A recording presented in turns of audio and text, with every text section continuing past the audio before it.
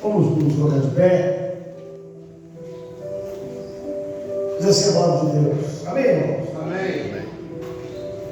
Diz assim: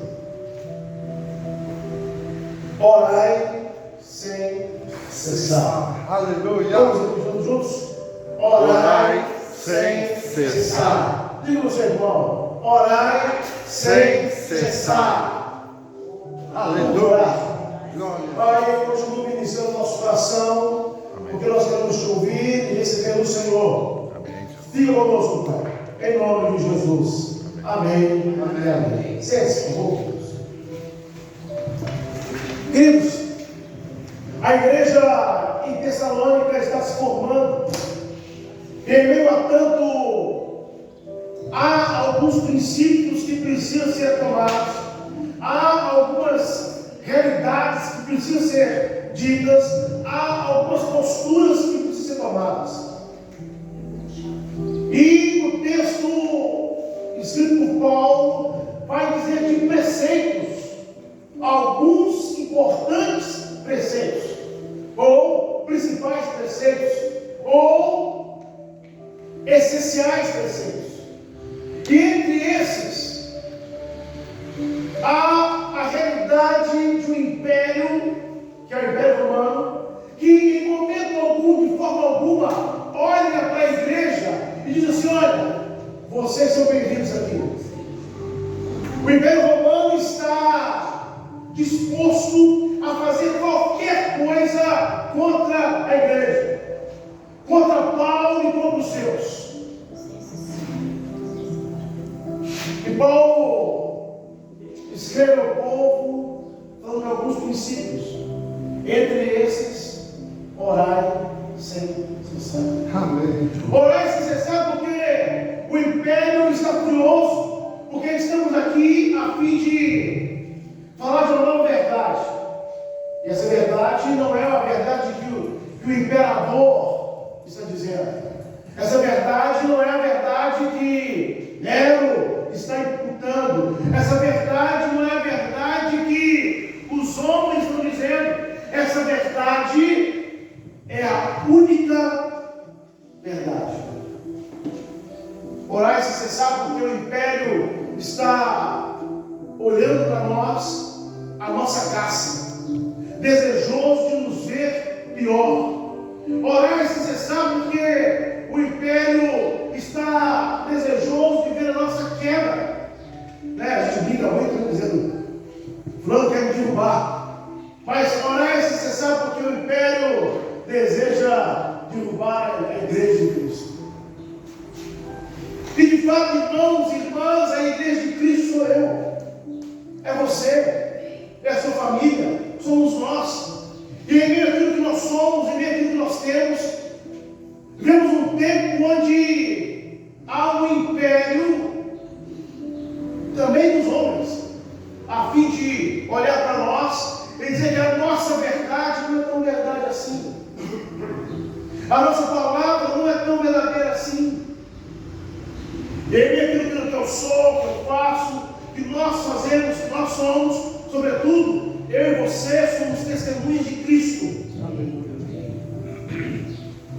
Quantas e quantas vezes, quando lá no seu trabalho, na sua escola, alguém bate na sua porta, te procura para se abrir com você, para falar com você, para chorar com você. Isso acontece, meu irmão, isso acontece, minha irmã, porque o império atual, ele é enganoso, ele é mentiroso.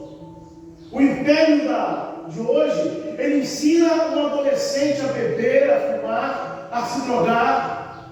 E diz que isso é coisa de homem, tem que beber mesmo, tem que fumar mesmo, tem que se perder mesmo, tem que se drogar mesmo. Mas quando esse adolescente, ele está viciado, o mesmo império o condena.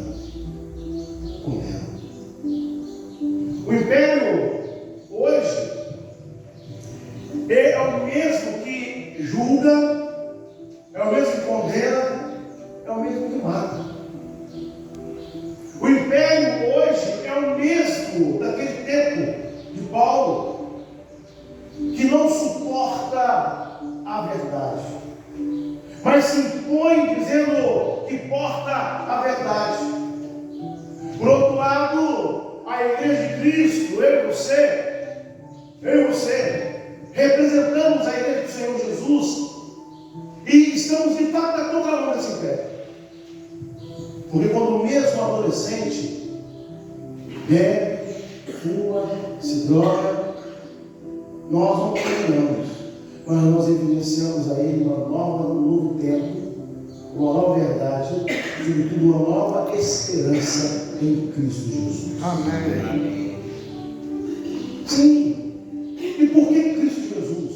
Porque Ele é o único que liberta, é o único que perdoa, é o único que cura, e é o único que de fato salva. Aleluia. E dá àquele adolescente uma nova verdade, uma nova vida, um novo estilo, uma nova caminhada. Na contramão desse império, quando ele julga e mata e condena, nós caminhamos em Jesus, com Jesus, dizendo: olha, o maior ou mais contundente que tenha sido o seu pecado, eu não te julgo, mas Jesus te perdoa. Aleluia. Irmãos e irmãs, na contramão desse tempo, eu e você somos, sim, representantes da igreja de Cristo, assim como foi Paulo em Tessalônica, para dizer: olha, em Jesus há esperança, em Jesus há um novo tempo, em Jesus ninguém é condenado, porque em Jesus há salvação, há mudança de vida, há transformação, há um novo tempo. Irmãos, isso justifica o porquê que às vezes lá no seu trabalho, na sua escola, no seu dia a dia, alguém te procura para dizer: eu quero falar com você, porque o seu sorriso é diferente, Aleluia. a sua palavra é diferente, Amém. o seu acolhimento é diferente, você é a pessoa que expressa confiança. Essa é a igreja de Cristo. Aleluia. Orai sem cessar. A princípio, um princípio de Paulo para a igreja: orai sem cessar. Mas também orai sem cessar pode ser uma advertência do mesmo Paulo a mim e a você, a todos nós. Orai sem cessar, para que Deus te fortaleça e você seja uma atalaia, boca de Deus, profeta e profetiza por onde você foi, por onde você passar. Mas orai sem cessar, para que você também não se convença de que você é maior ou melhor do que alguém. Orai sem cessar. Amém. Em terceiro lugar, Paulo vai dizer: olha, orai sem cessar, porque essa é a única forma que nós temos de caminhar com o Senhor. E orai sem cessar. Orai sem cessar, porque é orando que falamos com Deus, é orando que dialogamos com Deus, é orando que nos abrimos a Deus, é orando que descobrimos que Deus está olhando e ouvindo a nossa vida, é orando que percebemos que Deus nos assiste não de ver, mas Deus nos assiste de caminhar conosco. É orando que nós descobrimos que Deus de fato é o nosso companheiro, aquele com quem eu de fato posso dividir o pão, posso dividir a minha vida, mas eu posso dividir também as minhas agulhas, sobretudo as minhas alegrias.